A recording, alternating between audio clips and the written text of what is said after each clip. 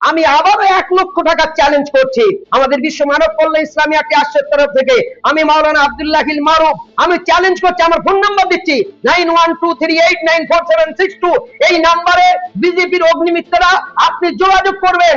আপনি যদি না যোগাযোগ করে, আপনি যদি প্রমাণ যদি না করেন, তাহলে আপনি একজন কাপুরুষ।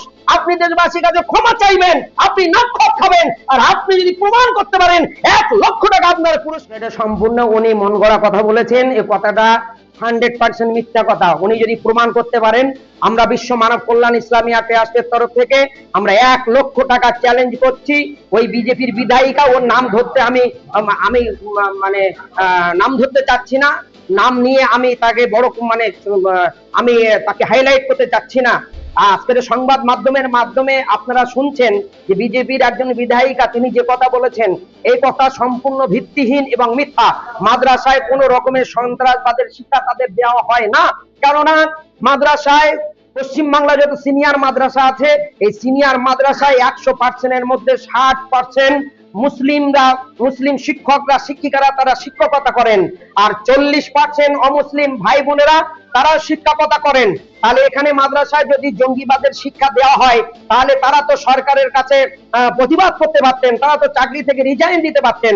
সেখানে বহু হাজারো পশ্চিম বাংলার হিন্দু, মুসলমান, শিখ, ইসাই সব সম্প্রদায়ের ভাই বোনেরা মাদ্রাসায় সেখানে শিক্ষা লাভ করে তারা উচ্চ শিক্ষায় শিক্ষিত হয়ে তারা দেশের সুনাগরিক হয়ে তারা দেশকে আগিয়ে নিয়ে যাওয়ার লক্ষ্যে, তারা দেশের উন্নয়নের লক্ষ্যে কাজ করছেন।